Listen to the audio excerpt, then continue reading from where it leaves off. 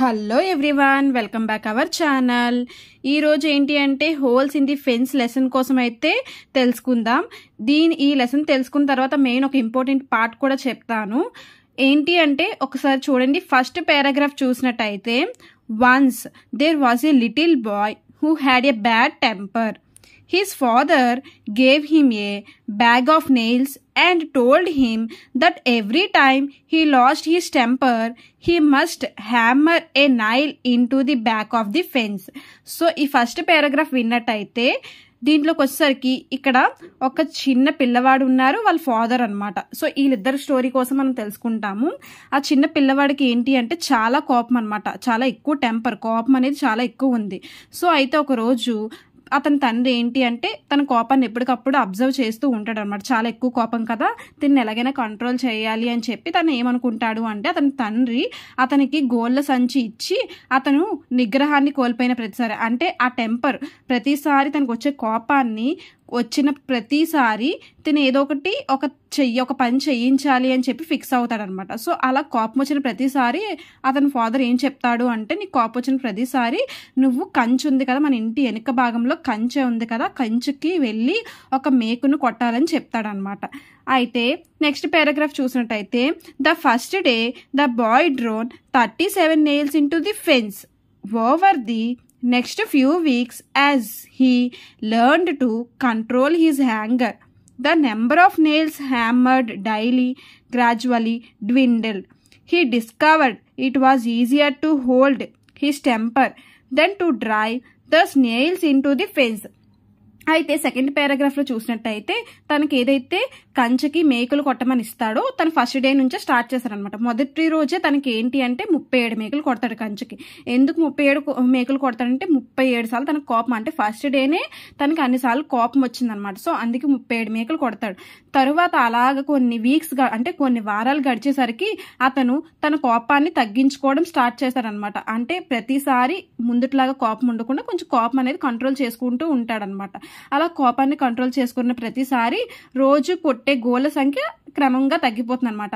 అంటే ఎప్పుడు కొట్టేది కొంచెం లాస్ట్కి అలా తగ్గుతూ ఉంటుందన్నమాట.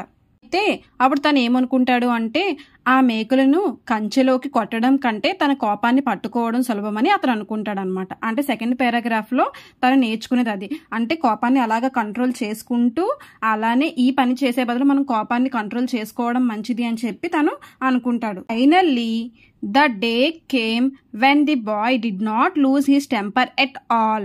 He told his father about it, and the father suggested that the boy now pull out one nail for each day that he was able to hold his temper.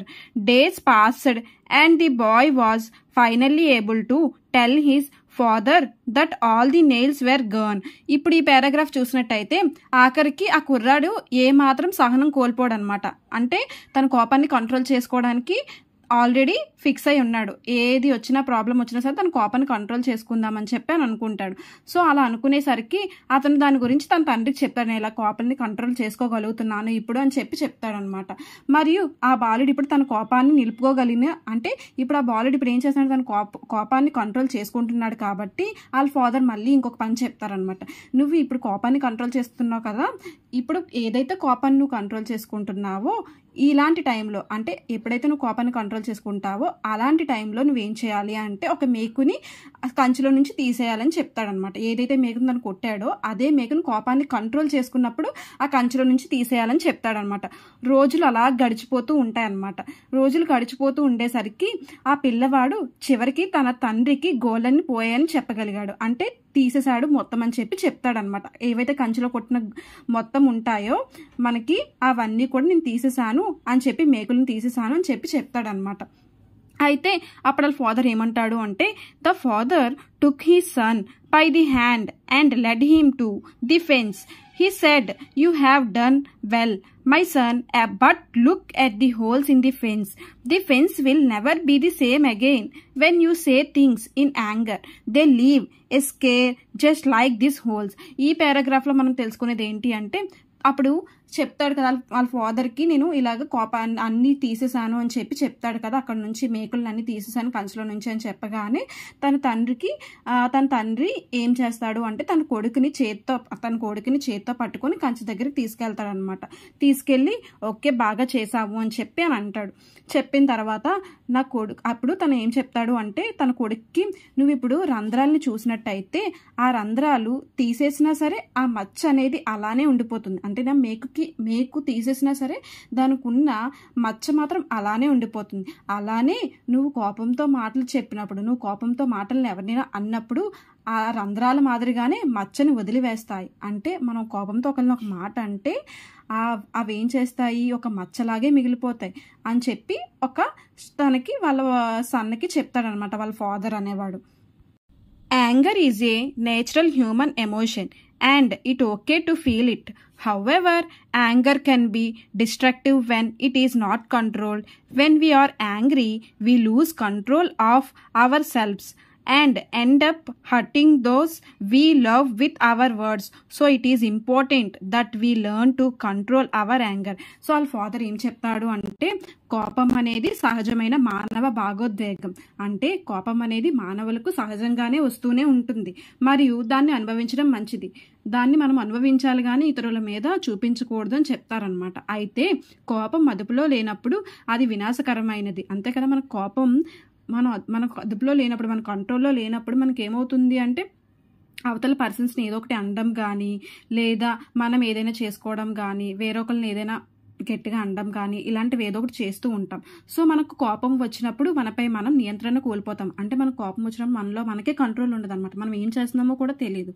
మరియు మన మాటలతో మనం ఇష్టపడే వారిని బాధ పెడతాం. అలానే ఇంకొకటి కూడా చేస్తాం, ఏంటి అంటే మనకి ఇష్టపడే పర్సన్స్ ఉంటారు కదా, మన కోపం వల్ల వాళ్ళని కూడా మనం బాధ పెడతాం అనమాట. కాబట్టి మన కోపాన్ని అదుపులో ఉంచుకోవడం చాలా ముఖ్యమని చెప్తాడనమాట వాళ్ళ ఫాదర్. అంటే మనం ఈ లెసన్ ద్వారా మనం ఏం తెలుసుకున్నాము అంటే కోపం ఎప్పుడూ వినాశకరమే. కోపం ఎప్పుడూ కూడా మనల్ని బాధ పెడుతూనే ఉంటుంది. ఎందుకు అంటే మనం ఒకరిని కోపంతో ఒక మాట అన్నప్పుడు దాని తర్వాత రియలైజ్ అయ్యేసరికి చాలా టైం పట్టేస్తుంది అనమాట. ఆ మాట అనేసాము అని చెప్పి మనము బాధపడతాం, అవతల ఉన్న పర్సన్స్ కూడా బాధపడతారు. అలానే మనం ఏం చేస్తున్నామో కూడా మనకు తెలియదు అనమాట. అలా అవుతుంది కోపం ఉన్నప్పుడు. సో ఇది చెరిపివేయలేని గుర్తులను వదిలివేస్తుంది. అంతే కదా, అది ఎప్పుడు కూడా మనకు మచ్చలాగే ఉండిపోతుంది. ఎలాగా కంచెలో మనం ఏదైతే మేక్ కొట్టామో, మేక్ తీసేసిన తర్వాత కూడా అది మచ్చలాగానే ఉండిపోయింది, కానీ ఆ మచ్చ అయితే పోలేదు కదా, ఆ మచ్చ హోల్ అనేది అలాగే ఉండిపోయింది కదా, మచ్చ అనేది అలాగే ఉండిపోయింది కదా మేక్కి కొట్టగానే. సో ఈ స్టోరీ ద్వారా మనం తెలుసుకునేది ఏంటి అంటే కోపాన్ని మనం ఎంతకి కంట్రోల్లో ఉంచుకుంటే మనం అంత బాగుంటాము. అలాగే ఇంకా అవతల పర్సన్స్ని కూడా మనం బాధ పెట్టము అని చెప్పి మనం ఈ లెసన్ ద్వారా అయితే తెలుసుకున్నాం. ఈ స్టోరీ మీకు నచ్చినట్టయితే లైక్ చేయండి, షేర్ చేయండి, కమెంట్ చేయండి, సబ్స్క్రైబ్ చేయండి.